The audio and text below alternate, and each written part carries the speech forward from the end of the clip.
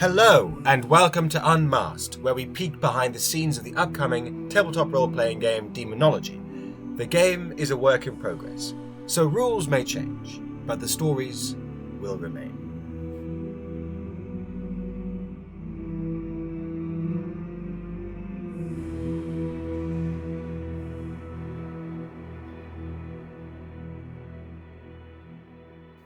Hello everybody, welcome back to Unmasked. It's me and Chavonne here today. I'm Alex, and my pronouns are he and they. And I'm Chavonne, and my pronouns are he and him. So last time we talked about the cosmology of Daemonologie. We talked about the six planes, we talked about the dreaming and the other world, and we spoke to our composer, Tash. And I think we talked a lot about absinthe. Oh yeah, we did. We did talk a lot about absinthe, and I'm proud of us for that. I think we all shared that all of us are menaced by absinthe. Yes, yeah. I think we're all also menaces, to be fair. Yeah, what are we going to look at today? Today we are talking about the balances, which I realise means nothing whatsoever, and the basic rules of the game. Now, the balances you might describe as the movers and shakers of Britain and Europe at the time. So yeah, we're gonna chat about some people and then some real fundamentals. And I think that's going to be fun. So let's do a sting.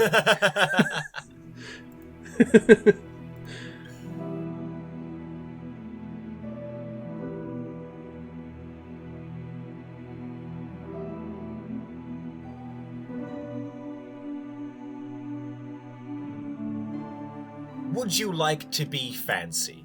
Is a question I pose to the listener. I would. And to mix. I also want to be fancy. Also like to be fancy. Well, you're in luck.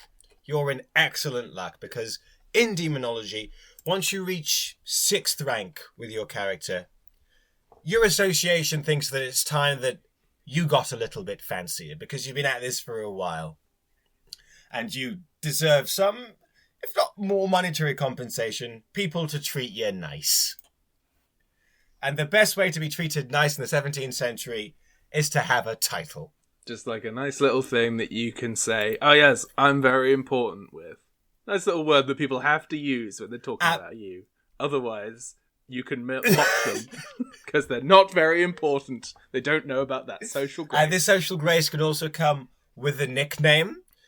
The nickname is decided between the medium and the guest, but the pattern seems to be that the nickname is sort of ironic. I've never gotten a character to a point that they've warranted a nickname, I'm sad to say, but Benedict got there, didn't he? And if it's not ironic, then it's just sometimes rude.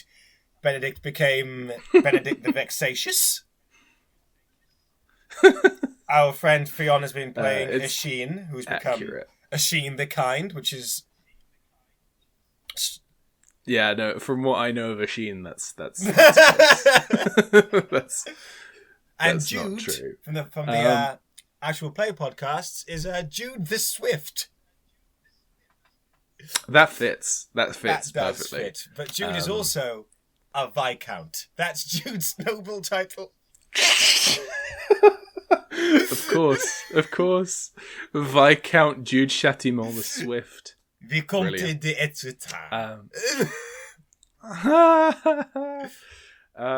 Very fancy indeed. One of the things that I struggled with at the beginning of dealing with other titles was that history has not been kind with its gender neutral titles. So if in doubt, noble always suffices. You can pop that at the beginning, and usually it'll accomplish the same. There's an unfortunate dearth of very nice gender neutral titles, but noble's got a good ring to it. I think you've managed to fit the bill there. We do have Yeah. amongst our balances a few characters bearing noble as a title. So yeah, let's just chat about some balances. So the way that the balances work is they are a little guide to the sort of people that are going to sit in the background and at the very high reaches. You might encounter a balance or two in your sessions, in your scenarios, in your campaigns, but otherwise they're sort of just to give you a vibe of the sort of people knocking about at the time, because we've previously talked about how the history is a bit neglected and understood.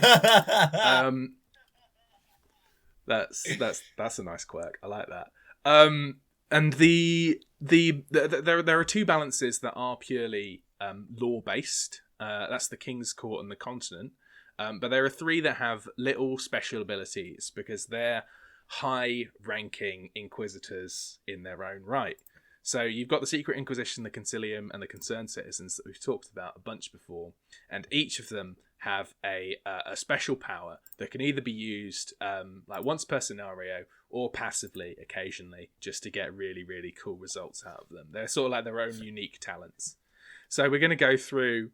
Chavonne's going to talk about the history because, as we previously discussed, he's much better than I am, and then we're going to talk about some of our fave rules and powers that those in the Inquisition have. So, Chavonne, the King's Court. You can think of 1606 in the court of King James I and VI of England, Scotland, and Ireland as a sort of a snapshot of power at a tipping point, because a few of these people will be dead very soon. Yeah, I love how old a lot of them are and how very close to we've got their birth and death dates in there, and their death dates are imminent. Yes, we have the Lord High Treasurer of the kingdom, Lord Dorset Thomas Sackville, who is a poet, playwright, and reliable politician. Historically was a man who managed to avoid lots of assassination attempts that killed lesser men around him. Is to simply die of natural causes in 1608, having thwarted all of his enemies. Yeah, I think it's very conceivable that you could play a campaign past 1608. And Sackville is simply dead. For a few highlights here in the King's Court, we have, of course, the King. We've talked about him enough. We have Anne of Denmark, the Queen Consort, who is an extravagant patron of the arts. And we have Robert Cecil, who we've also talked about quite a bit, the Earl of Salisbury, who is leading... Bastard. Indeed, a bastard. A magnificent bastard, both within the game and historically. Basically, after Cecil dies, James tries to do lots of things that Cecil is doing because he's Secretary of State. Cecil becomes Lord High Treasurer after Thomas Sackville dies. He also basically effectively runs all of Britain. When he dies, King James is incapable of doing a lot of the things that Robert Cecil was doing. It's quite incredible. It's quite incredible that he seems a bit like the puppeteer behind the little puppet monarch who just wanted to write little treatises about how women are evil. And the puppet monarch who kept favourites like many monarchs do, but this monarch being famously a gay man, all of his favourites. The king's favourite is usually someone off their gender, but normally not someone who everyone thinks they're having sex with. Who's this? Who's this? This is George Villiers, the first Duke of Buckingham. Now, at this moment in time, Villiers is still a teen. Lord Buckingham is still a teen. But he is just around court, dancing, fencing with the king, being theatrical, and everyone detesting that this teenage boy is just around being fawned on by the king. We have a few names you may know here also. William Shakespeare, who is a narc. You don't get to be the favourite playwright. Yeah, he's absolutely. You don't get to be the favourite narc. playwright of two different English monarchs and not be a narc. Oh, he wrote really progressive plays. Yeah, sure he did. It's great that he did that, but he sucked up to the fucking monarchy every chance he could get. It's unavoidable. Oh, it was very subtly, very subtly not progressive. He was doing great stuff. Sure. Nice and subversive right there in the king's tit. Speaking of right in the king's tit and subversive, we have Simon Foreman. Which, nah, like historically, probably not a witch, but like in this game, it fits too nicely that Simon Foreman, rubbing shoulders with all the rich folk in London, could have just gotten by with doing all occultist stuff. I mean, he's noted to have checked out a number of quite important occultist texts. Which really does sort of just highlight how one rule for them and another rule for us, the witch hunting at the time was going. Of just like, Simon Foreman, a respectable doctor man? No, of course, he doesn't know how to do doctoring. But he is a very respected gentleman. He couldn't possibly doing occultist things with that occultist book that he checked out. No, instead, find the peasants. They are the guilty ones. So those are the highlights in the King's Court, I would say. There are a number of other lords, some charitable, some uncharitable. There are some ladies in waiting here. We have Elizabeth Hatton, we have Catherine Howard, who you can bribe. We say explicitly she likes to be bribed. There's also the Castalian band. Not a single person here, but a whole clutch of writers and poets that hang around the king. I think they're less narky, but still, they are favourites. So, what can you say? Moving on to people who definitely aren't the king's favourites. Yeah, these are the not. Firstly, so with the Secret Inquisition, we've talked about these guys to absolutely no end. So we're just going to talk about some of our favourites here. But we got right at the top, Chief Justice Lord Matthew Stern, Inquisitor General twice over. Used to be the head of the Royal Inquisition, but left when he realised it was a bad deal, and is just doing very bad things all across the country, and set up his own private secret organisation to go outside that power structure. But Chavonne, who's your favourite in the Secret Inquisition, and what do they do? It's going to be Lord Justice Seamus Carrick. He is the ranking inquisitor for the Scottish Lowlands. He's a Presidium. I like him for two reasons. I like that he was, in the game's lore, one of the people that rumbled John Dee.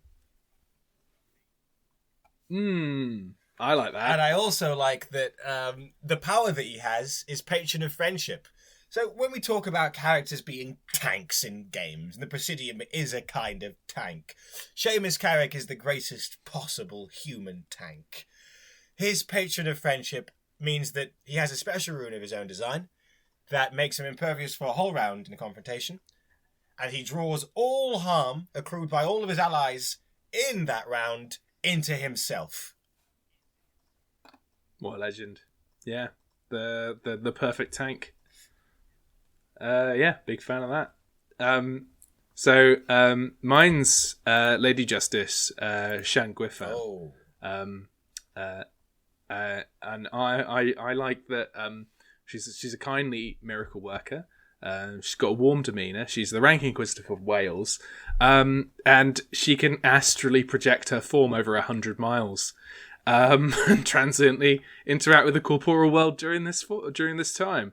Neither our astral or physical form in this time can be harmed, which I just think is like, oh yeah, nice, kind miracle worker lady. She's really warm and nice, and then she's got this absolute mad power that because she works miracles, we know is yeah. She just it's sort of like how we know that Nightcrawler technically teleports through hell. Let's just teleport. Don't worry about it. Lady Justice Griffin basically throws her spirit hurtling through the place beyond. Yeah, when you think about it like that, that's absolutely terrifying. She's seen some shit. It's understandable when you come out of that. You just want to be nice to people. Life's too short. Yeah. You don't want to go to that weird fucking place. So let's just take all the wonders of the mundane we can get. So next up, we got the Star Council of the Concilium of Magus. Do you want to tell us a bit about the Star Council? The Star Council are the highest council of the Concilium. The Concilium of the Concilium Magus. The word Concilium means council. The Concilium Magus loves councils. There are lots of councils that make it up. That's why one of the higher ranks in the Concilium is to be a councillor. They just shove you on one of the councils they have. But the Star Council is in charge. They convene in Wotanmoot. These are the most powerful. We say the least terrifying, but they are also terrifying in terms of the things they can do. Yeah. Mages in the Concilium. Now, the head of the Star Council is the head of Concilium itself, Dr. Steingari, Lord President of the Concilium Magus. He is a druid. He is a Presbyterian druid. So, lots of the druids that we meet in the game have been old ways, like they worship Celtic and Druidic gods. Steingari just doesn't. He is just a Scottish Presbyterian who is a druid. You can know the ways and then be like, well, yeah, but a lot of my friends actually have heard of heaven. So and I've always enjoyed his special power of Draconic Mystic, where he can just turn his upper body into a mountain dragon. Yeah. I think one of my favorite things as well is a lot of the characters for the Secret Inquisition and the Concilium we've invented ourselves. The Concerned Citizens are a bit more of a mix of real people and fictional people. They're the King's Court and the Continent are almost exclusively real. But one of the things that I've really enjoyed in the process is surreptitiously making all of the druids live for over 100 years. So my favourite counsellor is High Counsellor Glorious Antiochus. Yeah. He's an extravagant ritualist. He changed his name to adhere to medieval tradition, and he is our one sort of little precursor to steampunk in this game. There's none of it really, but he's a master clockworker, and so he's also one of the ways that we've put sort of disability aids into the game. Is he is just churning them out. He loves tinkering and he loves working with clockwork, and so sort of whatever you might want or need to exist in this world, he's made it. So whatever sort of way you want to play your character with any sort of disability aids that's potentially anachronistic for 1600s. Although they had plenty back then as well. Glorious Antiochus, he's got you fucking covered. And his little passive ability is that he's got a clockwork phoenix called Ezekiel that's just going to follow him about. And I really like the little wording that we've put here of he couldn't befriend a real one. So he enchanted an automata to have the desired marital properties. I love that. I want to be friends with a phoenix. None of them are being friends with me. I've made one. I'll have my own phoenix. No one can tell me otherwise. Chavonne, was your favourite Stein? You know what it is. It's High Counselor Iphigenia Ignatios. Ooh, really? I thought there are so many here. There are so many that are so cool, but nice and simple. She's a Greek Orthodox ritualist. She goes about with the Volge. She can't stand stupid people. And she once punched a frost giant. Yeah. And I love that her power speaks to this, because she can just channel all the strength of the gods into a fist and knock anyone out. Any enemy, any size, in the dirt. Absolute legend. I love it. I actually had no idea you were going to pick that. I had no idea. Because there are honestly so many in the Concilium that are just wildly fun. I feel like it's been our excuse to just put stupid, wild rules into the game. Just those absolutely incredible abilities. I mean, it was between Iphigenia and Madoc Traherne. Very good, very good. Who's got let's talk about Madoc. Madoc Traherne is our most left field of all the Druid of the Concilium. So he's still what, 15 years old. The youngest member of the Star Council. He arrived on a rowboat on the Tenby coast in Wales. A small African baby clutching a spotted hyena cub. Do you want to talk about the spotted hyena cub? Do you mean Christmas? Madoc's hyena Christmas. Christmas knows some druid spells, some earth-based druid spells, and can talk. Is noted for having a cutting intellect, and can at any time be enlarged by Madoc Traherne to be the size of a horse, enhancing her sorcery. Yeah, it is fully wild, and Madoc is the only character listed here to go on to live until the 1700s. Guys, he's a druid. He lives across a century. Yeah, I love that. But before we just talk about literally all of them, because I'm this distance away from talking about another. I know exactly who you mean. Got to leave some secrets in the book. So we should talk about the Concerned Citizens for Clean Living, which I never get over saying, because I think it's hilarious, and it's such a name that, like, it feels very like I'm a fancy person and I want to put together something very important, and I care about society in such a vague way. Sometimes they even call themselves the Royal Society of Concerned Citizens for Clean Living. if they weren't having enough already. So the head of this is Charlotte Duchess Atherton, which we've talked about the fiasco of naming the Athertons, and her husband. John Stuckley, the Salacious. It's very much that Charlotte is the head screwed on, and John Stuckley is just having gambling parties.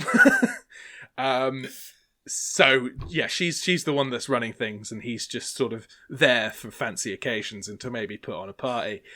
But Chavonne, tell me, who's your favourite of the Royal Society for Concerned Citizens of Clean Living? Yes, very good. She's new to the Royal Society for us. She's the Countess of Bedford. She's Lucy Russell. Yeah, you got. I thought you might go for her. A patron of literature, as well as a poet, letter writer, and performer in court masks, Lady Bedford was able to hide her machinations through the guise of gleeful artistry. So what I'm saying, I love her power is that she will organize an event in mask, dress up like someone else, and thus become impossible to find. Yeah, she'll just dress up so many of her courtiers in the exact same outfit that she is wearing, and then nobody will know which one's her. It's great. I love it. She absolutely Padme Amidala's this thing. She.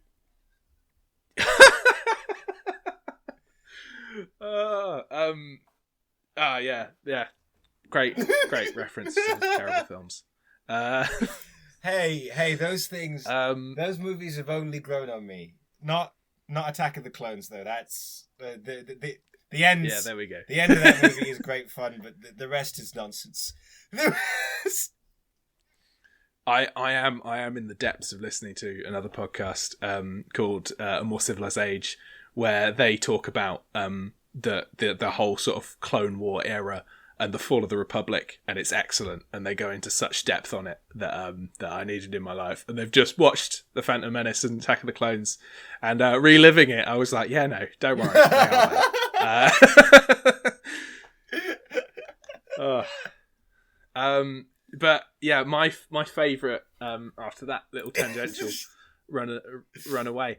My favourite Royal Society for Clean Living character is Amelia Lanier, the first professional female poet of the English language.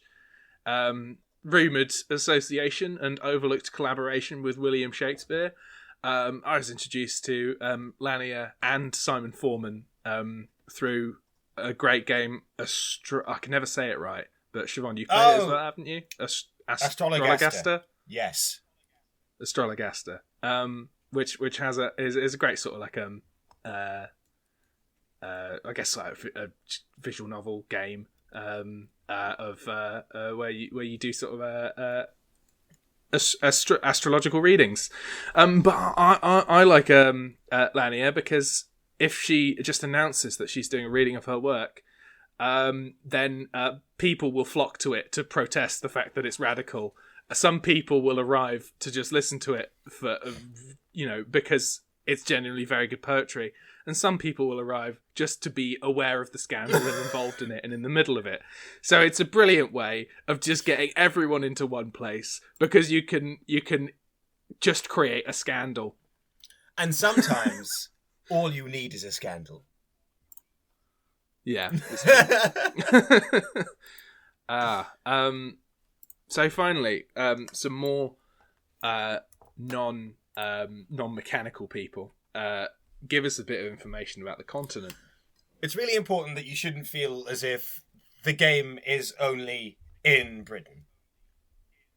Because these things, this great upheaval at the start of the 17th century is going on all across Europe. You are very much free to set an adventure in Rome, in Venice, in Brussels, over in Turkey maybe even if you like, in North Africa.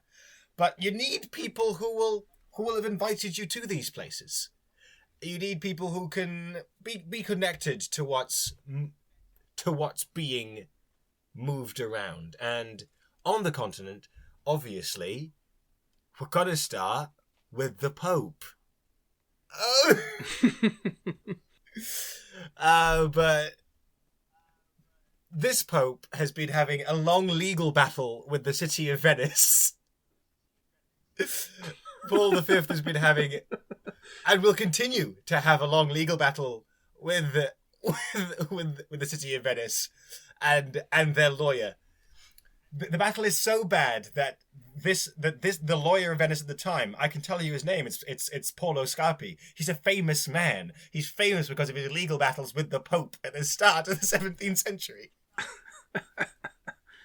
I always find it fascinating just how powerful Venice was. It's just a complete powerhouse all on its own. But we are also, for fans of history, we are in this period coming to the waning of Venice as a power at the start of the 17th century. Its decline is coming. Partially due to this long legal battle with the Pope. Yeah, don't pick a fight with the Pope. Don't pick a fight with the Pope unless you're another Pope trying to declare yourself the Pope, in which case, like, you can maybe make it work. But don't pick a fight with the Pope. We have, of course, the old enemy of England, France. good King Henry of France, who has a much better rep with his people than King James does. But he is also a philanderer. So you take the good with the bad. You have Philip III the Pious.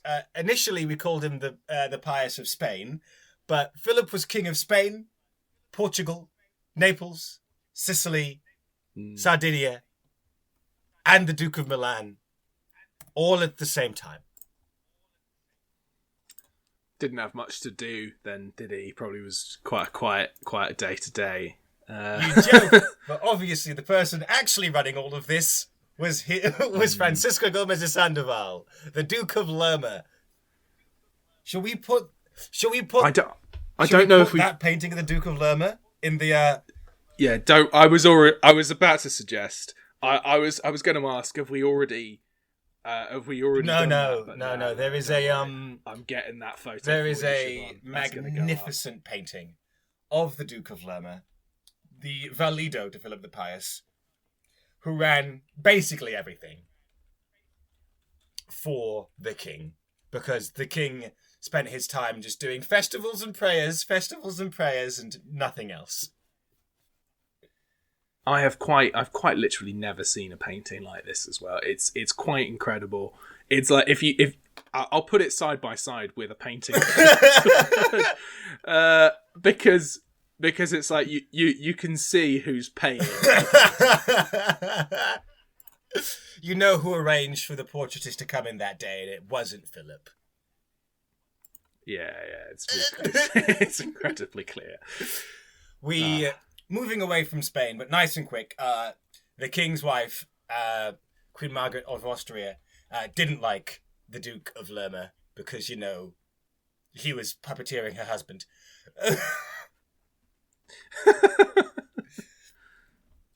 We can't talk about 17th century Europe without talking about the Holy Roman Empire, because it's literally most of Europe. We have Rudolph II, who was obsessed with the arts and the occult sciences. Fun fact, Rudolph II came into possession of the Codex Gigas, a big book. I say a big book. Its name literally means big book. Big book. Oh, it's such a big book. Oh, it's an incredibly large Please share. book. I've got a picture of a man holding the book. He's not holding it. You couldn't hold this. Of a man it's too stood big. next to the book. Yep. All right. Yeah. All right. Yeah, I've got to share this as well. Wow. We don't precisely know who made the Codex Gigas, but it is a collection of lots of different texts. Some of them prayers, some of them spells, some of them charms, some is just the Chronicle of Bohemia, some is just a list of some brothers from a monastery, one is a calendar of necrology and magical formulae, one's just how you start feasts. It's a very big book. There was a fire in his library. The book was saved because it was thrown out of a window. Some say the Codex Gigas was cursed. Well, that's incredible. We have the Tsar of Russia, Vasily Shuisky, who can't leave Moscow or he'll be killed. He betrayed a number of the false Dimitris. Oh, wait, no. Give the false Dimitris? Oh, yes. Oh, yes, Wilcox. There were 3 different Tsars referred to as... Well, actually, there were 4. But that might be because of bad record keeping, that it might be the same guy recorded twice. But there were at least 3 Tsars trying to pass themselves off as the son of Ivan the Terrible, Dmitry Ivanovich. False Dmitry I in the 1580s to 1606.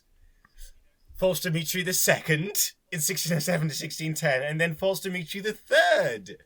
And it was you see that Vasily Shusky in the book is in 1612. So he was around at the same time as the second and the first false Dmitri, both of whom he betrayed. He also betrayed Boris Godunov posthumously, and then he went to betray the other false Dmitri pretender, but he can't leave Moscow because everyone hates him and he will be murdered. So his cousin, Mikhail Skopinsky, is the one keeping him safe. That's incredible. That's incredible. I'm going to round us out with... very good. You've arrived to see...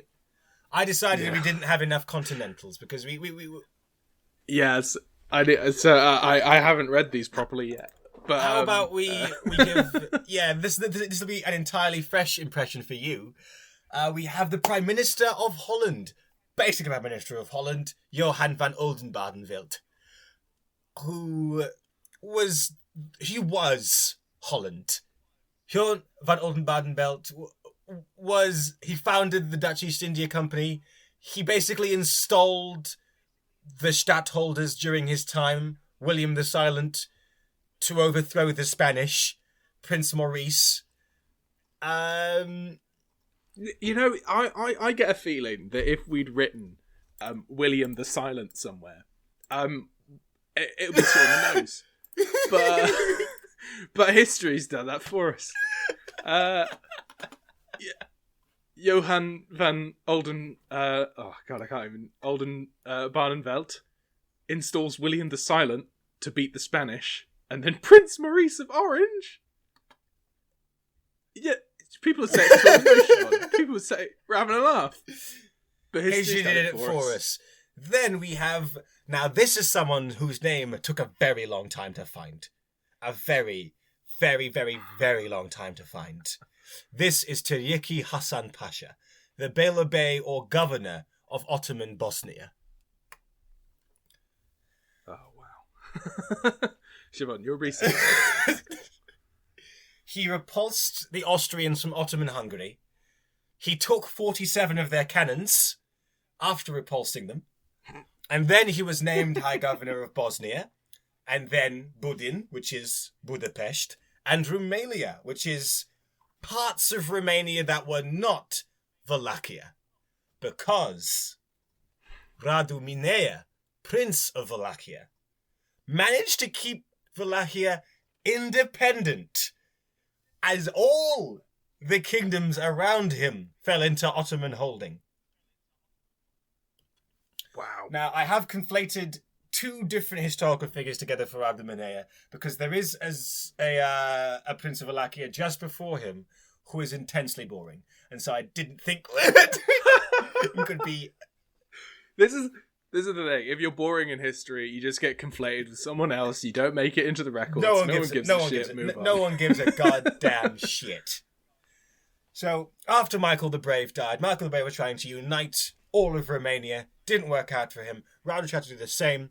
And Radu was a sophisticated Renaissance man, a reformer, a subtle governor. He managed to keep the Habsburgs and the Ottomans out of his country. And we end.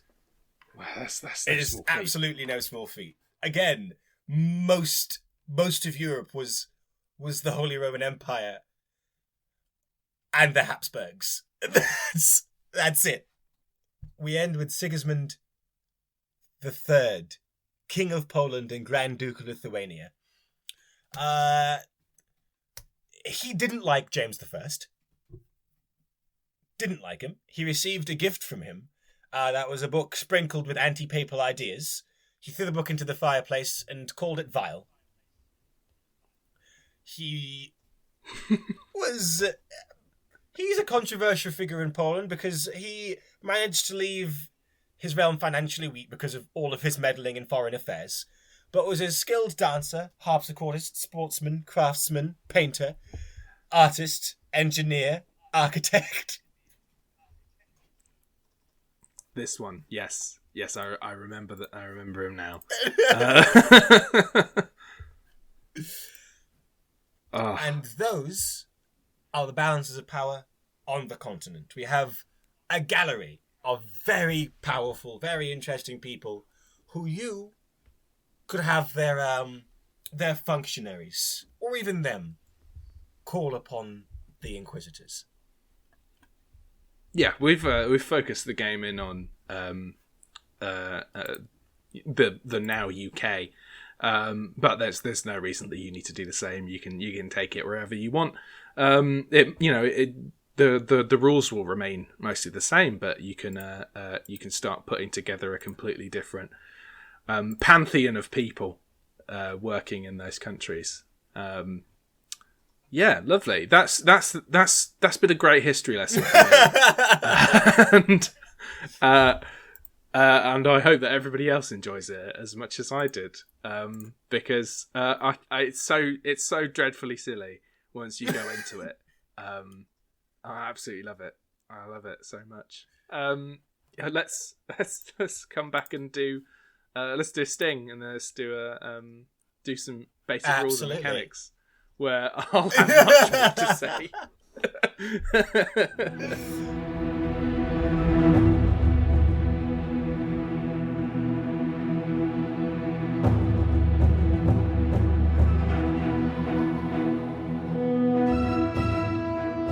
And right, so we're back, and we're going to be talking about the meat of the game, the basic rules, the rules that sort of hold up how you interact with the world. These are going to form a basic rules guide and sort of section. It's going to be a sort of like a quick reference document that you'll be able to print out along with the book for use during play. But also we're going to release this sort of like set of rules a bit before the actual game, and for free alongside it if you want to play as sort of like a little tester set.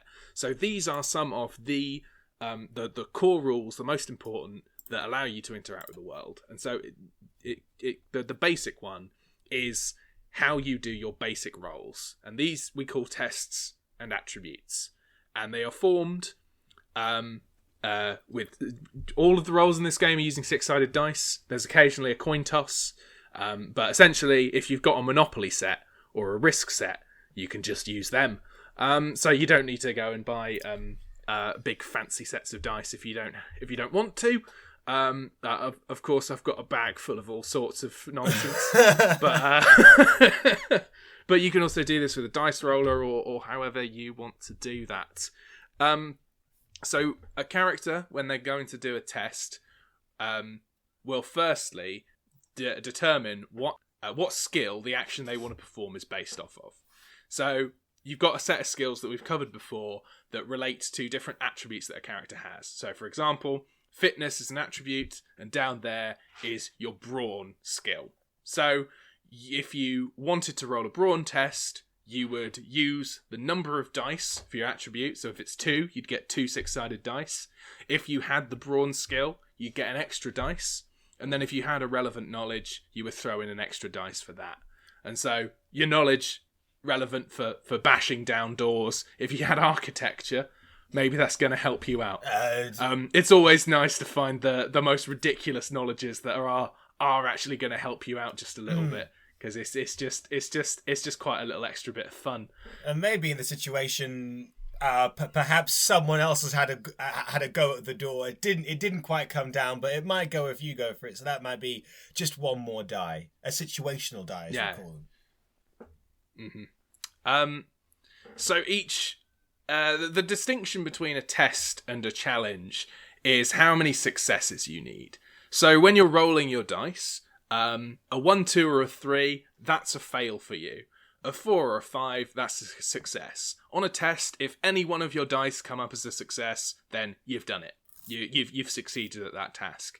If, however, you're doing a challenge, then it's going to be 2, 3, even 4 successes that you're going to need. So with a max of 5 dice that you're going to be rolling as a rule, you're generally going to have a very hard time accomplishing challenges that require 4 dice. Occasionally, this can be split over a longer period of time and a multiple sort of chain of tests that build up to a challenge. But there's that flexibility there if you want to use it like that. But that's a 1, 2, 3, a 4, and a 5. What about a 6? You can succeed on a 6. We have, as mediums, when we see a 6 come up and a character really needs something to happen, we'll lean in and we'll say, I see a 6 there. I bet you want it to happen. You really need this, don't you? It would be really nice if this happened for you. It would be really helpful if this happened for you. And in that situation, you can take a 6 as a success. But this will be a devil's bargain, because this is Daemonologie, and the devil is always listening. Yeah. So with a devil's bargain, you then get to roll 2 6-sided dice to enter yourself onto a table of horrible things to happen. So, like, if you the first dice you roll will determine the severity. So, 1 through 6, there are then 6 different options. So, if the first dice you roll really determines how bad it's going to be, and then the second one determines what specifically happens. So, in terms of in terms of those 6 categories, when you roll that first die, they go from 1, which is a curiosity, and that's just sort of just things that are a bit odd, sometimes a bit funny, nothing really that bad. 2 is a contretemps. They're like, oh, this is slightly annoying, but I'll probably get over this. 3 is what we call our controls, and the devil just takes control of a bit of your body. If you want to carry on with the worsening categories there. Yeah, of course. When we get to 4, we get to critters. This is usually some animal or monster starts to appear somewhere and cause you a trouble. 5 is crises. Crisis? Surely that would be a 6. No. These are big, large, wild things happening that are going to cause a bit of trouble over a large scale. And then finally, number 6 is calamities. These are giant, horrible, not ignorable problems that everybody is going to see. It's usually going to affect an entire region, potentially permanently. But it's a big problem. Your Devil's Bargains are one of the agents of chaos in this game that is generally just very, very fun, especially as a medium lead, as Chavonne said, leaning in and going, you want to take it though, don't you? You do want to take the Devil's Bargain right there. Surely.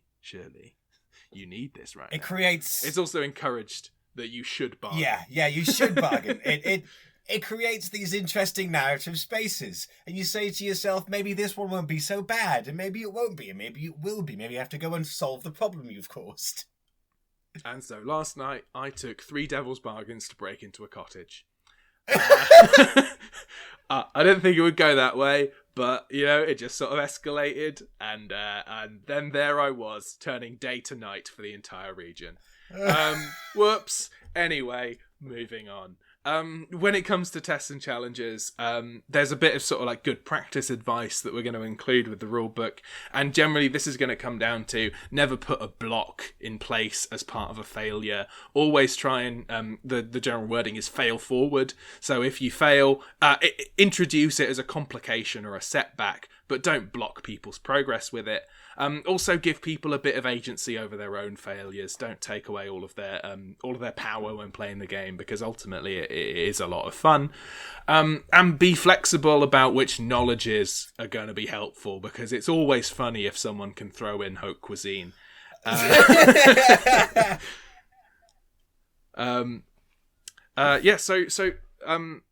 next core sort of pillar rule is an audience. We used to call these conversations, but we thought audience had a bit more grandiosity to it.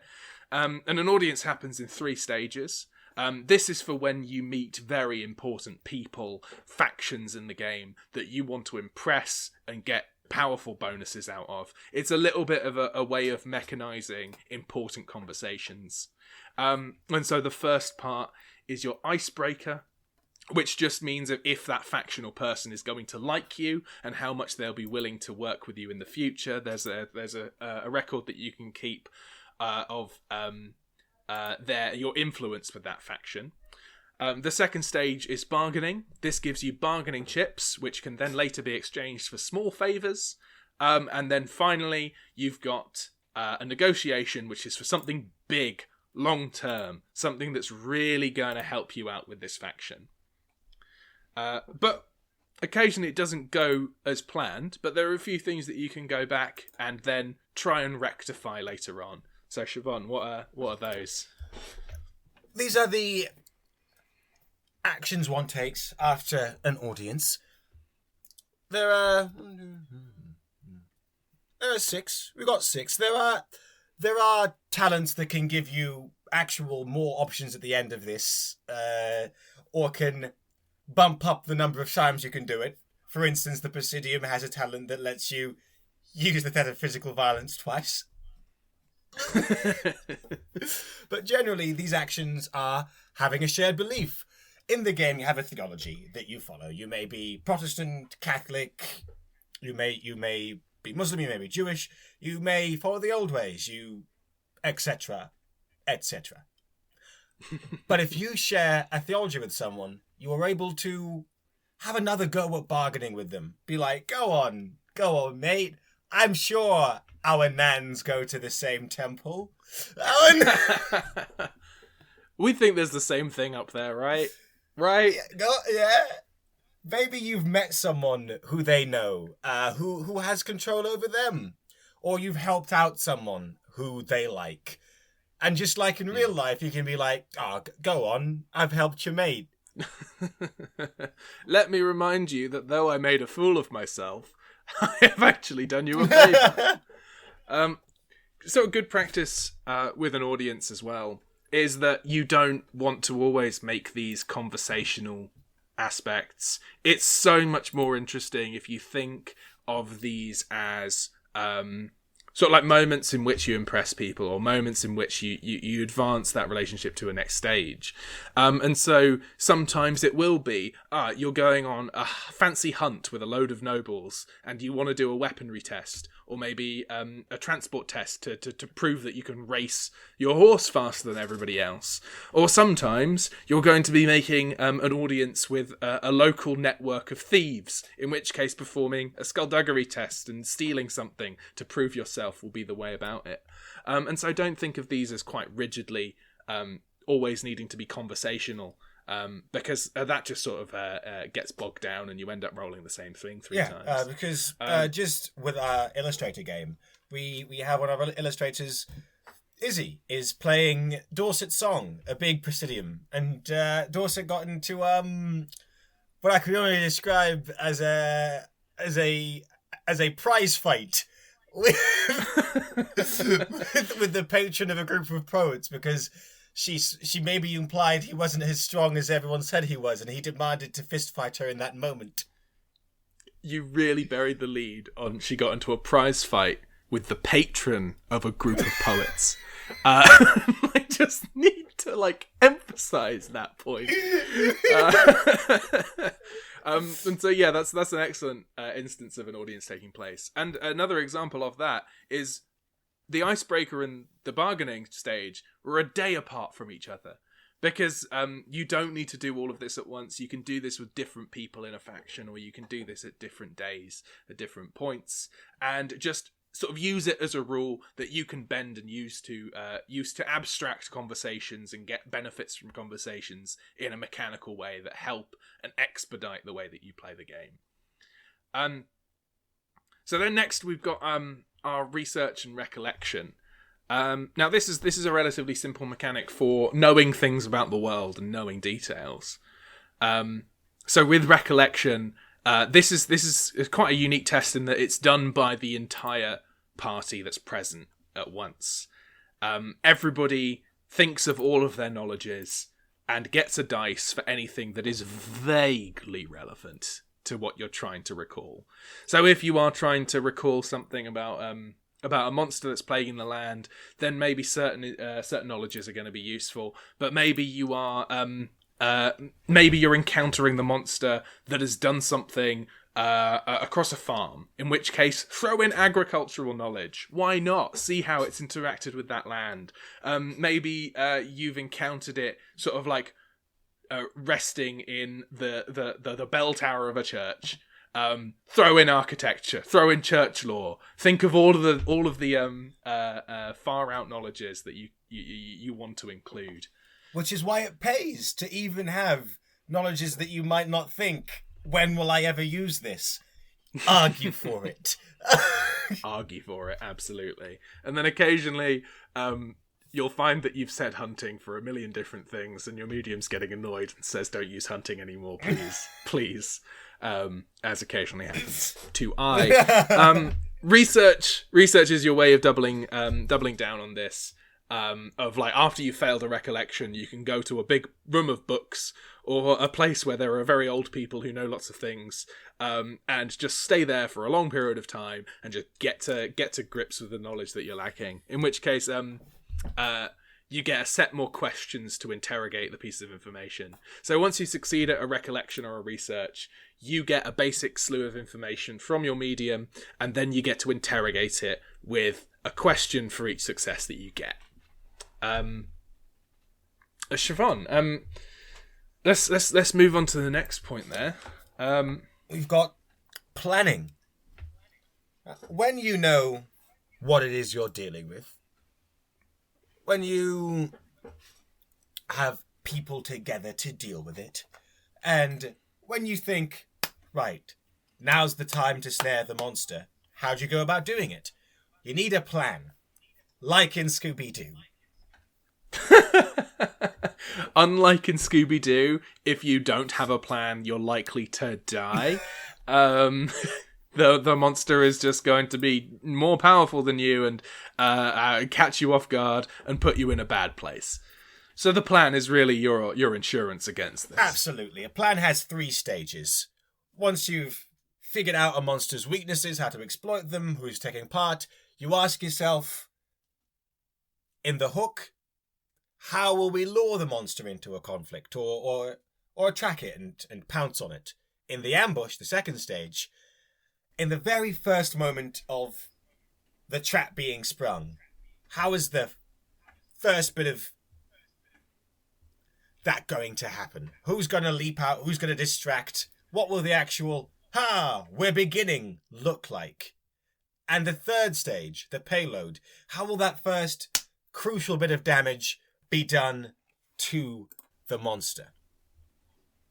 Each of these are enacted through one crucial test by one of the party, and if that succeeds, then the payload's going to be even more powerful.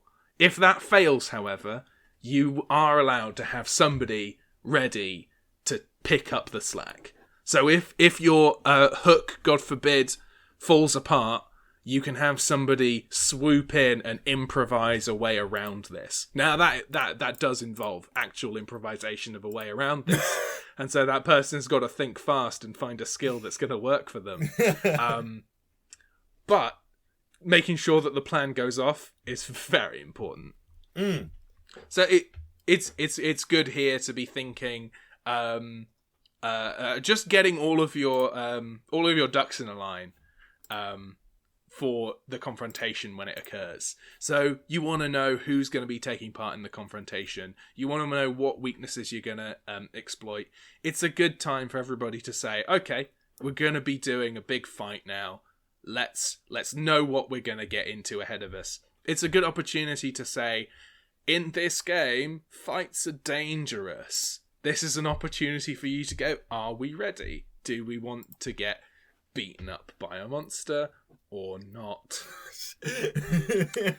I don't think there's any confrontation we've had in this game where everyone's escaped without some sort of injury.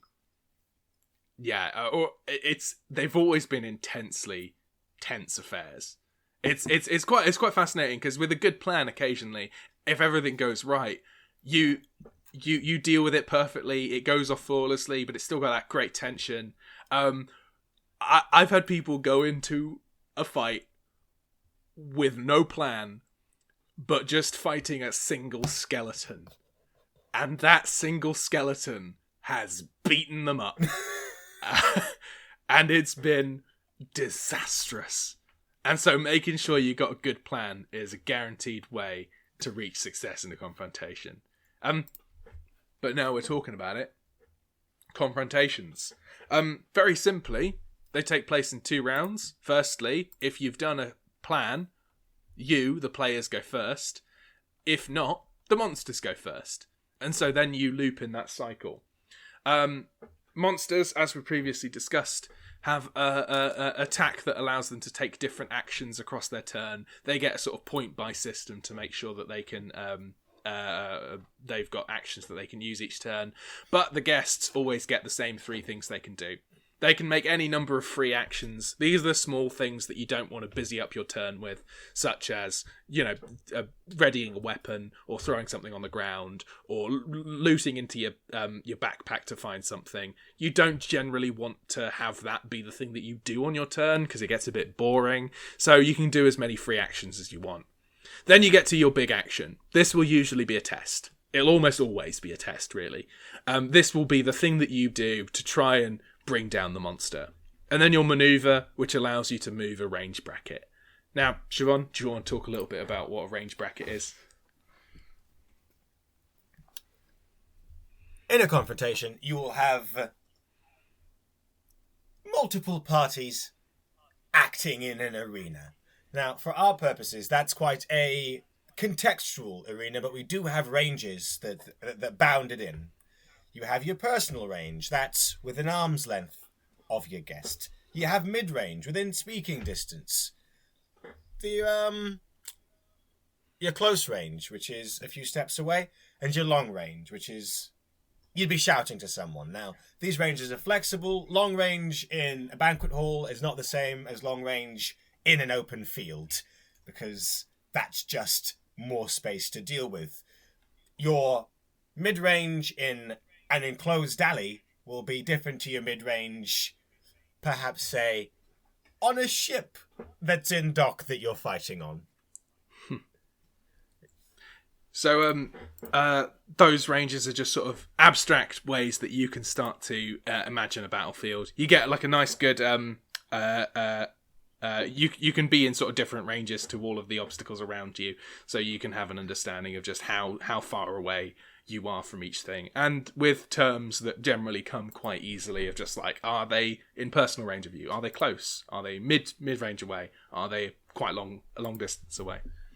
We also have weapons are tied to these ranges. So weapons have effective ranges, and some weapons have bracketed ranges where you have to succeed more to have them be effective at that range.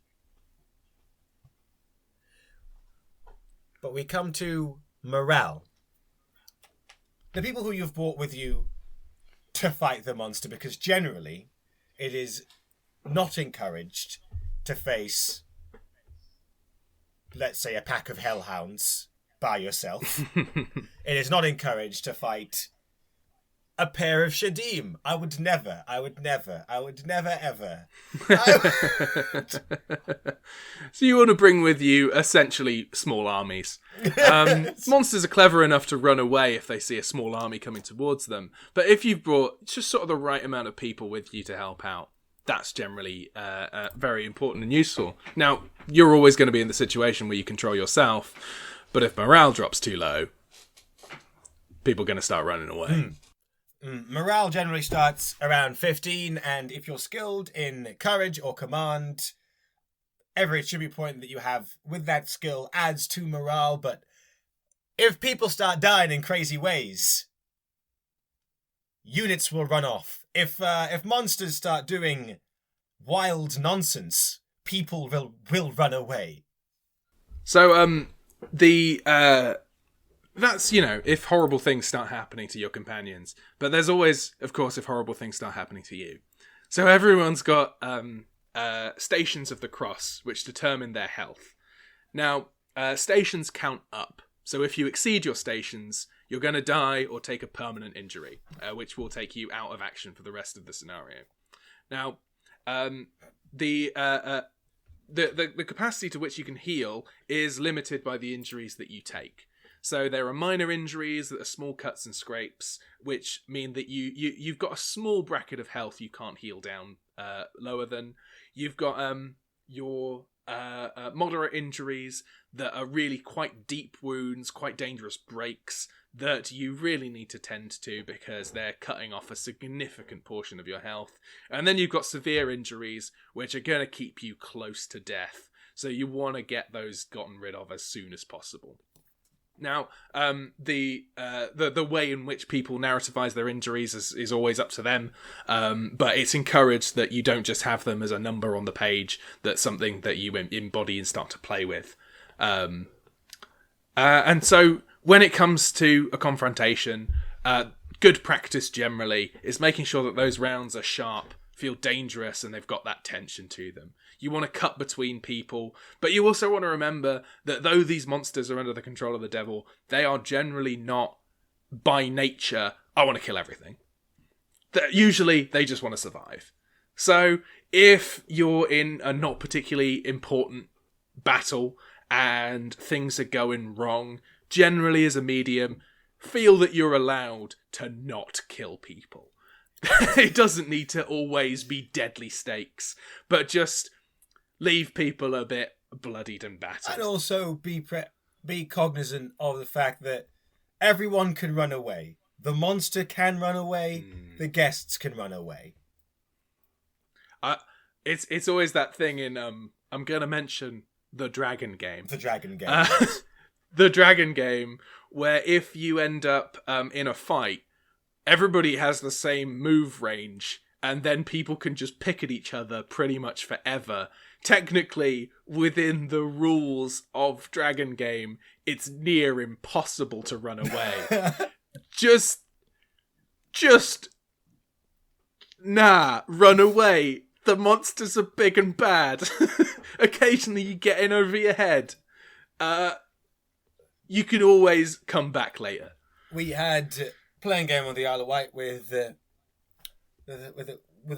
separate group. They got themselves rumbled by one of the big bads, so they just ran off. They just ran away. That is, in my opinion, the true bravery in Daemonologie. So, that's the confrontations. The final aspect that we're going to talk about is breaking a spell.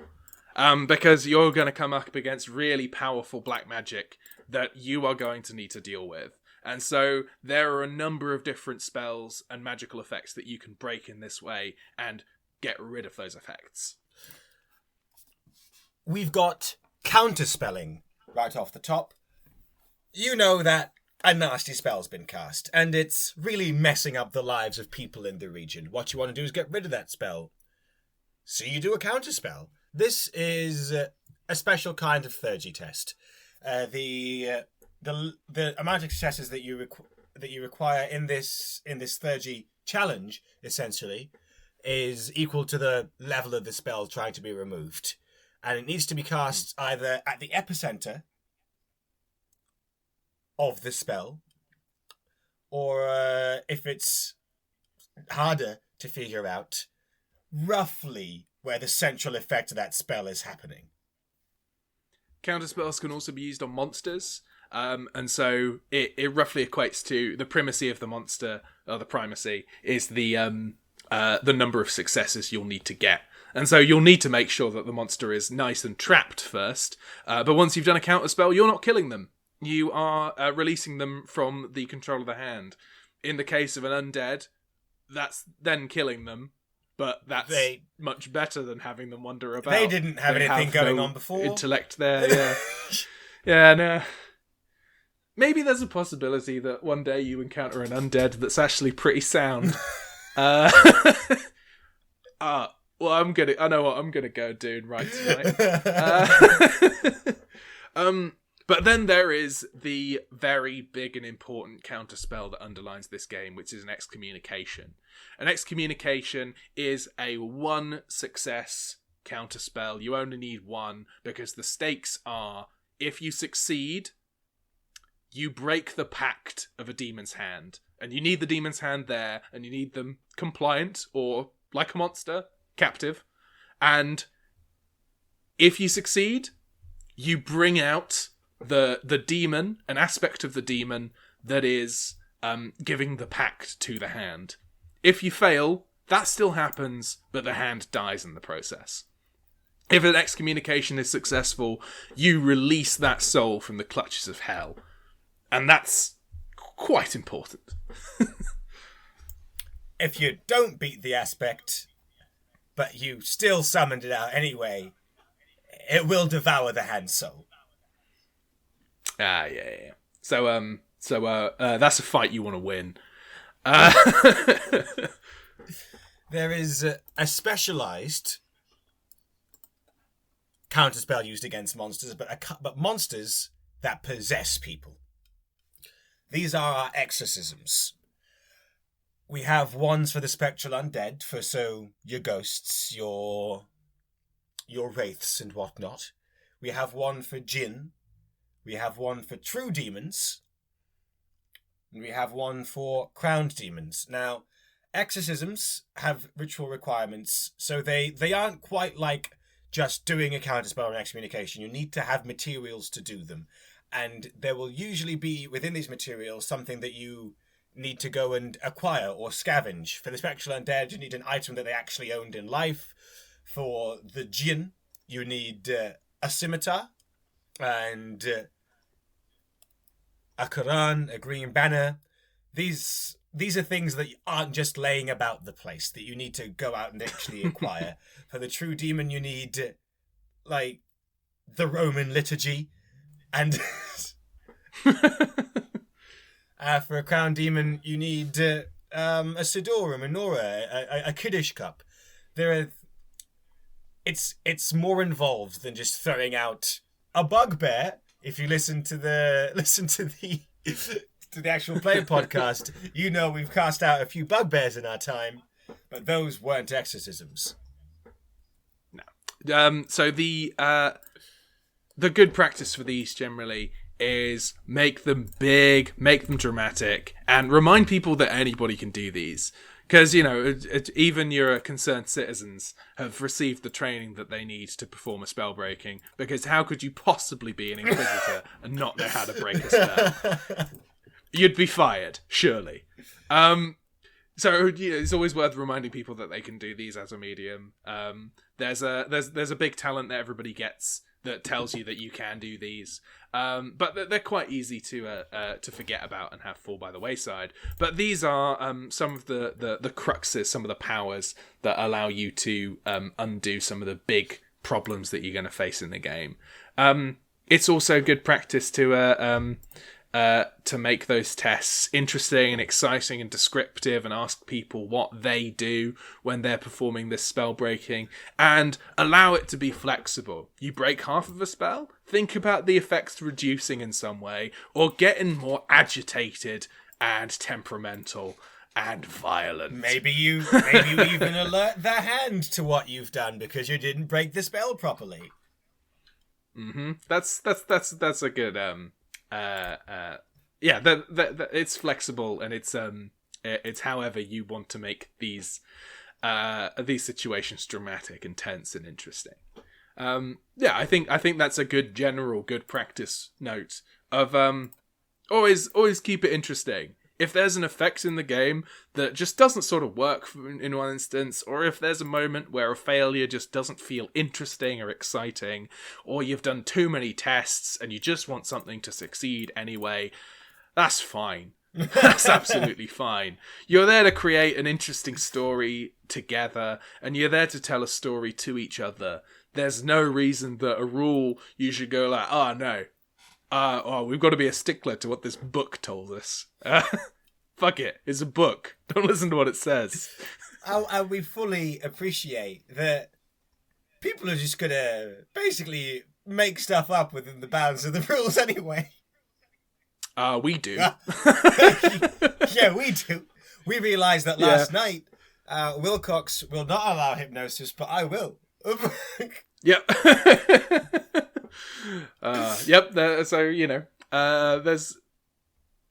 There's always ways that you can read the rules and find your own way of working with them, and we actively encourage that. Have fun with it. Don't feel like you need to do what the book says all the time. Which is a nice note, I think, to end talking about this on. So let's come back and chat to another lovely member of our team in a second.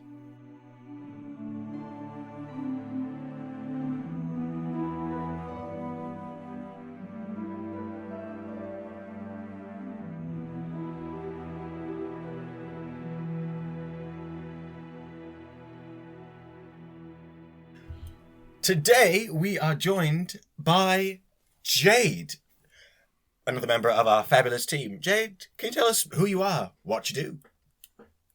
Hello, I'm Jade.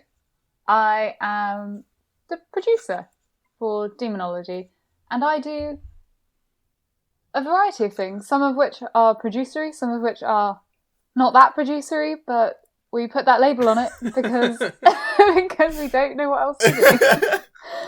I think it's just like, Jade, you're helping us out a ton with everything. I think, yeah, but that doesn't sound very professional, and you can't put on a Kickstarter professional helping hand. I'm sure once we're at this for longer that we'll find probably the title you should have had 2 years down the line. Yeah, well, I mean, at the moment I'm very behind on a lot of things I'm doing, actually. But at the moment I do social media stuff. I'm currently doing some proofreading. I'm doing sourcing physical assets, which informs budgeting. And I'm working on some marketing, outreach, things like that. It's probably the main 4 kind of branches of it. Yeah, I think it's impossible to be behind when you are doing just such a lot of great stuff. I think you do a lot of really great things. So don't worry about it. If you ever get if you are, for instance, a game shop that we get in touch with, it's not us, it's Jade.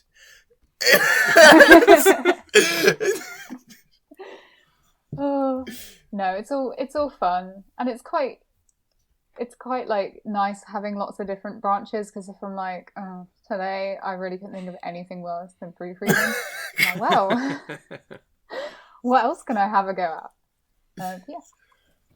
Yeah, I've actually found I've gotten into a habit of procrastinating creative work with admin, which is definitely not a good thing to have when you're working on your own project. It's like, shall I do some sort of like story and some nice that? No. Look at the spreadsheet. No, not. You can understand the spreadsheet. It says yes or no to you. See, I think I'm the opposite. I think, like, all of my spreadsheets, if it gets to a point where I'm struggling to like input some information, I'm like, well, I could color code the entire thing, rather than inputting useful information. Like, does it need to be Daemonologie color branding with the correct hex colors? No. Yes. Will it be? Yes. Yes. Yeah. Will it take me 45 minutes? Yes. Do I have better things to do? Yes. So I think what shows there is I hold myself to such a lower standard, because I was like, that's admin, right?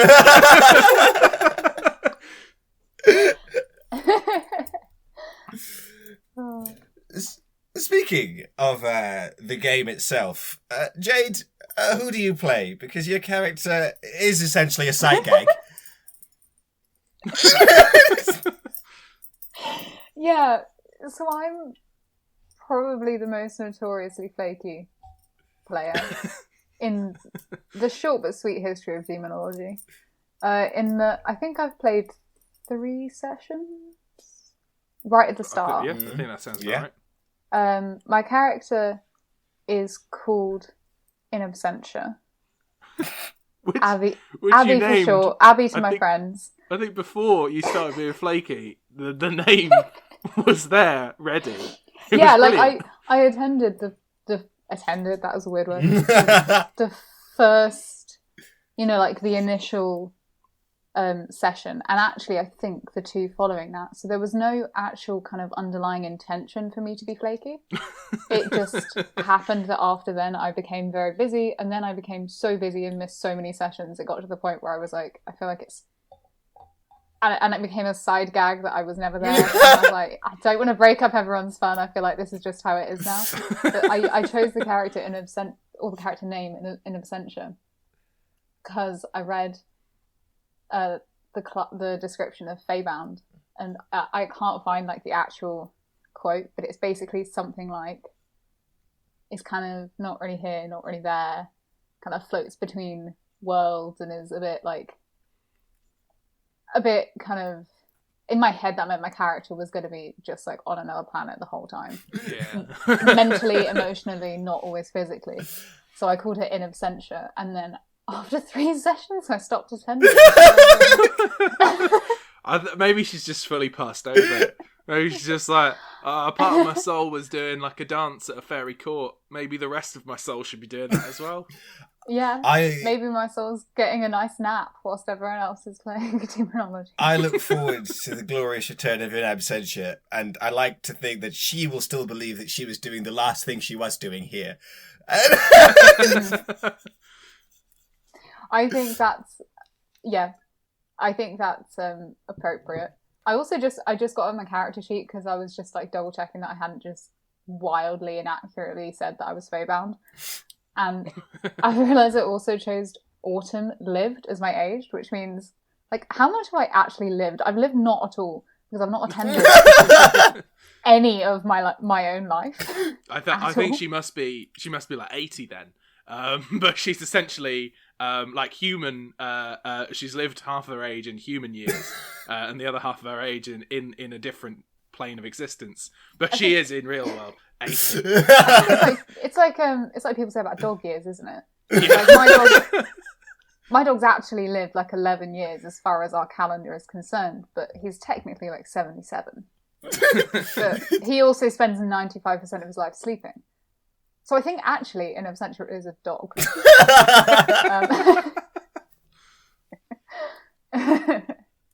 Anyway.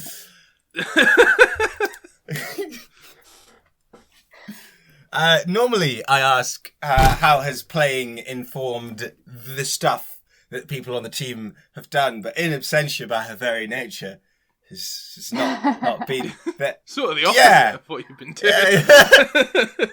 Well, I don't know. I think it's still... I mean, I did do 3 sessions, so I do kind of understand, like... I think it was still helpful because it means I understand how the game runs, like, practically, and have a feel for the kind of tone of the game and examples of settings and characters. And I think it's, especially when I do things like marketing and social media or outreach to... potential collaborations or anything like that, it's really good for me to have an idea of how to pitch Daemonologie, like what makes it different, what makes it fun, what makes it XYZ. So I think having played that, I can be like, oh yeah, like it's really fun. Or maybe that's just the people I play with, but also it's very like good for me, interestingly, as someone who doesn't really play tabletops. I was curious because I think you said previously you haven't played any before, or have you played like a session of D&D or no? I've never. Which feels like saying it out loud makes me very unqualified for this job. No, because I'm curious how sort of going off from that, how it was learning the system and sort of getting used to that, because you're a creative person, so engaging in collaborative storytelling according to what Dice tells you is not like completely alien. Like you're an improviser as well. So how was it sort of like getting to grips with the system? What was it? What was that like for you? I found it really interesting because I think there's a lot of... I don't know if this is something I should say on the podcast. You can cut it out if it's not. I feel like there's a lot of preconceptions about tabletop RPGs, and I guess some of those preconceptions can be negative, especially around things like, when you watch sitcoms, like the only American sitcoms, the only people that play D&D are like a very specific brand. It's Big Bang Theory. It's absolutely Big Bang Theory. Big Bang Theory, yeah. Exactly. And there's this really weird like thing surrounding where it's like, you have no friends. It's like, well, friends come together to play it. So immediately that concept is actually Yeah, you actually need to be able to coordinate a lot of friends into one place at a time. It's actually very difficult. It relies completely on having friends. Yeah, exactly. But I think because I was aware that that's a very like tropey, stereotypy thing, I was really interested as to what it was actually like to play a tabletop game. And actually, it was just so much fun. I just feel like, as you say, if you were a creative person who enjoys things like narrative, storytelling, character building, being silly, solving mysteries. Honestly, I don't think anyone doesn't fall into one of these categories. Yeah, I think the only thing that would stop someone enjoying it is that they don't think it's cool. And I think that's silly. And I think when I played it, it was like... So, right, I've always liked the concept of Sims. Never actually had Sims until relatively recently in Lockdown 1, where I got the free download of Sims 4 to while away the time, as it very much did while away my time. But the best bit of Sims is the character creation, because you have so much control over it. Then you get into the Sims world and it's like, oh, I have so many limitations, because I can only click on it and do these 5 very specific things, one of which is like talk about frogs or talk about frogs, fish for trout, or woohoo. And those are the 3 options of what I can do in life. And then, but I still really like the concept of Sims. And then when I played Daemonologie, I was like, oh, so basically tabletop RPGs, I like imagine if Sims was unboundless of your options regarding like as a character, you can say what you want essentially, and you can do what you want within the realms of what the dice allows, and the story takes you. But it's like it's like everything that everyone goes, oh, I wish Sims did this, except it's not. It's like a better version of that. You've made me want to add in an architecture bit to the game that doesn't fit at all. It's completely alien, but I feel like I'm just thinking about Sims now. Are you thinking about adding in woohoos to the game, Wilcox? We've already got plenty of that. Come on. Yeah, we've got lots of woohooing. Yeah. Half of the monsters have something to do with sex. It's an important disclaimer that in the lore of Sims, that woohoo is not sex. But we can't go into that. That's too deep of a rabbit hole. I also like for a while you were describing like if you like mysteries and silliness and running around and character building, I was just like, yeah, Jade, I think what you're trying to get at is if you like Scooby-Doo, like Daemonologie. Yeah, if you like Scooby-Doo, you will really enjoy Daemonologie. Oh my god, I've just realised that I literally look like Velma from Scooby-Doo. This was not planned, but I'm so glad that... Right down to the sort of like is it a turtleneck? It looks is a turtleneck. Yeah. Yeah, very good. Very good. When you were in your 3 sessions as an absentia and all the Fae willing, you will be her again. What was your favourite moment in those sessions? If you can harken your mind back. I think I it's been a struggle, but I can just about. I don't think this is necessarily favourite moment because it stressed me out quite significantly. But I think in hindsight, it's like one of the things that sticks in my mind the most, which I guess makes it a favourite thing, is having to make decisions about devil's bargains. Because I don't know if you remember, but this was a significant source of stress for me as to how terrible the bargain was going to be. And obviously other people had to decided to make these bargains throughout the session. Am I right in saying that it was like the meowing? Oh my god, yes. And so you're in Cornwall, in Tintagel, and the bargain made an entire church congregation start meowing. I think this was the first session. Yeah, and it was just like, I don't think that was actually my devil's bargain. I think I had one later on, But it was just like, I just have this really clear thing of, in my head, like the devil's bargain was always going to be something horrific. It was going to be like fire comes down and burns up half the team or something. And it was just people meowing when you spoke to them. And then I got really hung up on it. I remember that I had to make a decision about whether or not we were going to link up with the rest of the team or investigate the meowing. And I was just like, oh my god, what if the meowing is absolutely crucial to solving the entire mystery? What if I say no to this? Am I screwing up the entire investigation? And I think it was you, Alex, that just went, don't worry about it. It's really, really not important, Jade. Like, just let it go. It's just a bit of meowing. It's a curiosity thing. If it continues, I'll maybe look into it. But otherwise, yeah, let them be. It's a weird thing to occur. I think that really does get to I think one of the funniest sort of cruxes in the game, which is when a devil's bargain is made, and you see something weird happen, and you're like, oh, is it that? Oh, yeah. Did we do that? I really enjoy it when people first play the game and they take a devil's bargain and they aren't really sure what's going to happen, and then they just stumble across the thing they've done. They're like, oh no.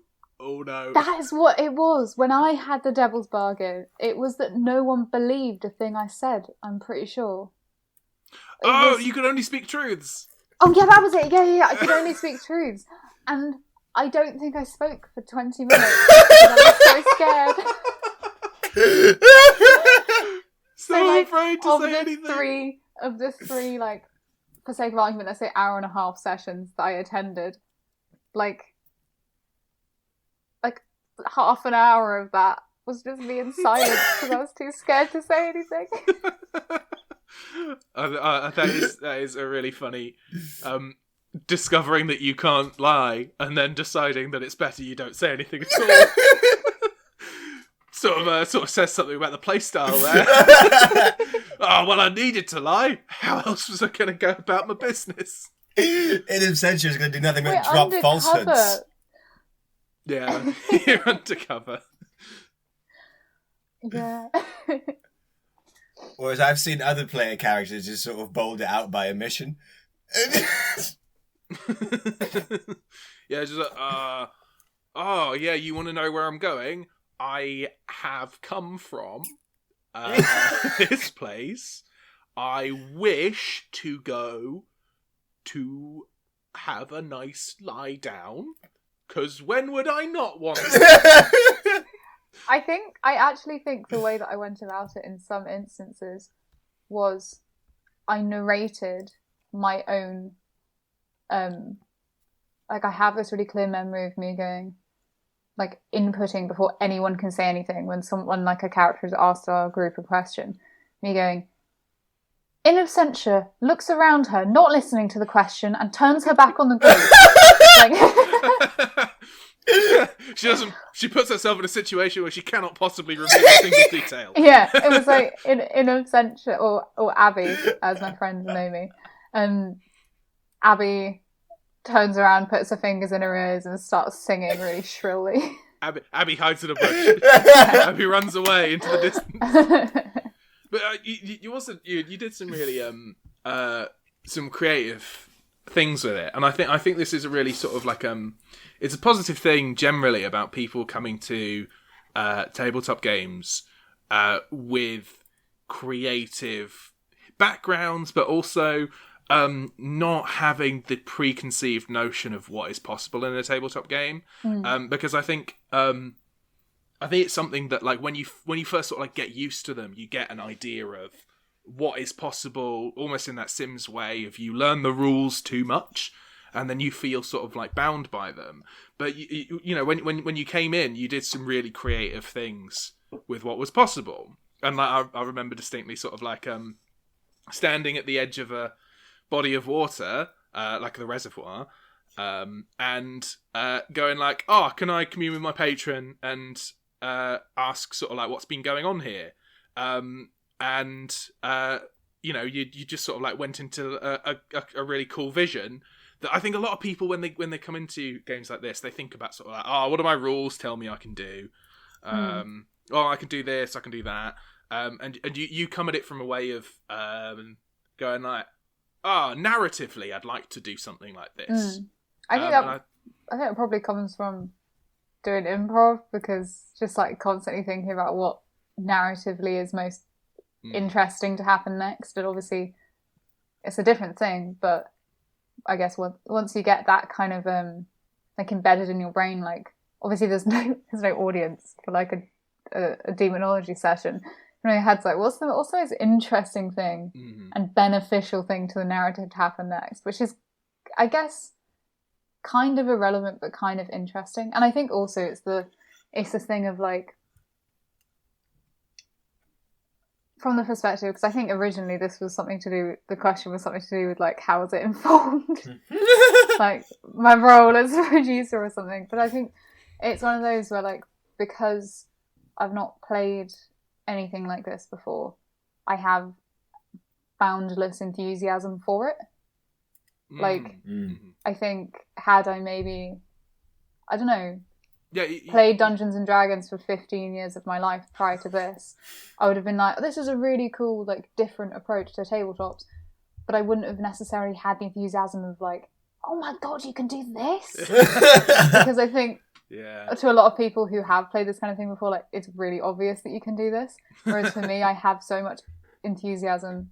Not that it seems it from the amount that I've attended, but that's that's on my busy life rather than on my lack of enthusiasm. You've also got like fresh perspective on it.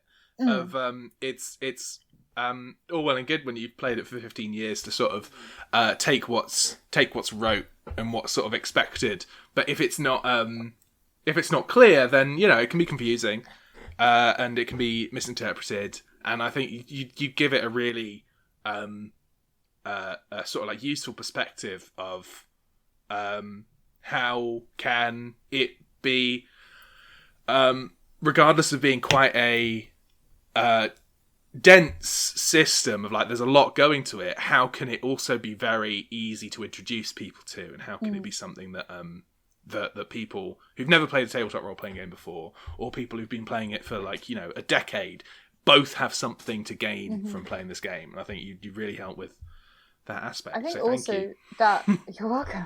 I think also that that's actually why it's taken me so long to go through the proofreading chapters of the playbook, the book, because everything I'm reading, obviously I have created a character before, for example, so I do know how it works, but it is technically only my second time reading through like the rules and the structures and stuff. So every time I read something, it's like, if someone's reading this for the first time, does it make sense? Is it something that is both adhering to the kind of flowery, like opulent vibe of demonology whilst also being discernible and like clear from the perspective of rules? Because for me, obviously, if I don't understand something when playing, it's so easy for me to just ask one of you because you created it. Whereas for people who are going to be playing this without the luxury of having the creation there, it's like, is this well explained, and does this leave room for kind of like confusing interpretation and stuff like that? And I think that is a useful perspective to have, especially regarding things like proofreading, because if you have played a lot of tabletops, there are certain intricacies of language and terminology that will be very familiar to you.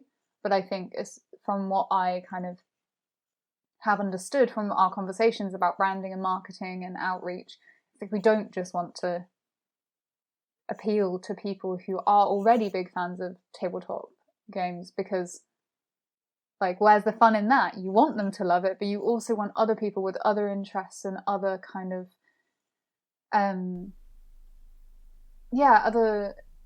other weigh-ins on the game and other outlooks on the game to also both enjoy and also understand it. So it's you've reminded me of for whatever reason last night I decided to watch an Aaron Sorkin film, like an idiot. like a damn fool. And so I watched the trial of Chicago 7 last night, and I watched that the other week. It's I don't like Aaron Sorkin, but I quite enjoyed it. There were a few annoying points where they were like, let's give America a standing ovation. Yeah. Shut up, Aaron 100%. Sorkin. Calm the America fuck down. isn't the problem. It's these 3 bad people that are. You know what? The left and the right can both unify about clapping for the truth. And Aaron Sorkin occasionally makes me need to lie down. But I think one of the interesting things he does go into in that is the case of how the law can use language and take it out of context, and how quite flowery statements or quite mundane statements can mean completely different things depending on the context that you give it. And like one of the characters going to the park official and saying, if you give me $100,000, then I'll call it off. And one of the lawyers going like, oh, so you reported the extortion that was happening? And he was like, no, I didn't report it. And it's like, oh, why not? Did you think it was a joke then? Because it was a joke. And the guy's like, no, it was extorting me. And it's like, so you know what perjury is then? It's like, And, at that point it becomes a joke. But the thing about, because we're writing with this flowery language, it can very much be like, what's the point at which we sacrifice the flowery for making sense? How do we marry those two concepts? And that's probably incredibly tangential, but I wanted to talk about hating Aaron Sorkin. We can talk about hating Aaron Sorkin. We talked about absinthe last time. This is less. Yeah, that's true. Last interview we had a long conversation about our experiences with absinthe. That's a dangerous conversation. Yeah, it's a dangerous drink. It is. Yeah. Well, thank you, Jade. This has been a lot of fun. And it has been most informative to hear how you've approached Daemonologie as someone fresh to tabletop RPGs. I do find that having these interviews is also a nice opportunity to talk to people as if we've never talked to you before. But yes. It's nice to have the conversations that you occasionally ignore and have sort of like you gloss over in the day-to-day of talking about working on a project together.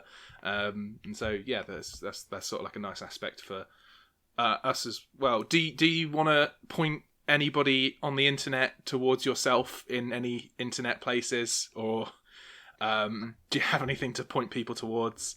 Or are you like, no, don't find me on the internet, you're not allowed? all my stuff on social medias is on private.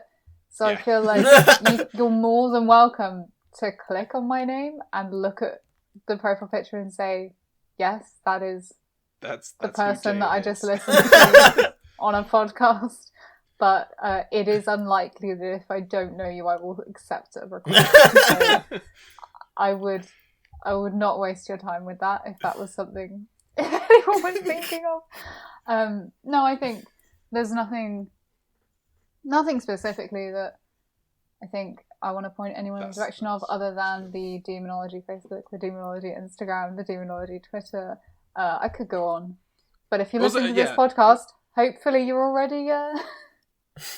Also, yeah, we do all actually do improv together as well on another Yeah, podcast. yeah, we do.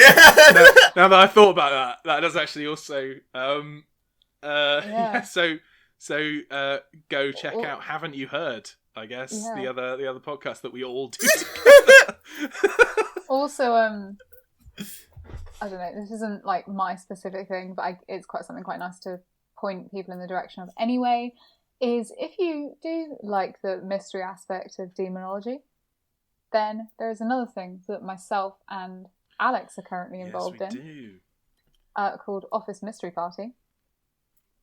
And also Best Guest Theatre. Yeah. Oh yeah. We don't just all three of us do improv together. Jade and I do 2 separate murder mysteries together. Actually, but one happens in Office person Mystery and one happens online. isn't murdering. Yeah, I keep mixing that up. Yeah, me too. But we don't discriminate between hideous crimes. Yeah. Of a Somebody disgraceful steals a nature. swear jar in an office. That's a murder to us. Yeah. That's a murder on the officer's bank account, I would argue. Equivalent crimes. Exactly. Equivalent crimes. Equivalent, yeah. But Death yeah, sentence for all. Yeah, the world's quite overpopulated, I guess. No, we that's just horrible. need to engage in a bit of That's horrible. eco-fascism. Oh god, this is really derailing. And But yeah, no, don't check out my personal social medias, but do check out on Facebook and Instagram Office Mystery Party, Best Guest Theatre, and Haven't You Heard? All funny, silly things that often involve mystery and almost always involve one of us three. Yeah, lovely. That was really nice. Yeah. Thank you.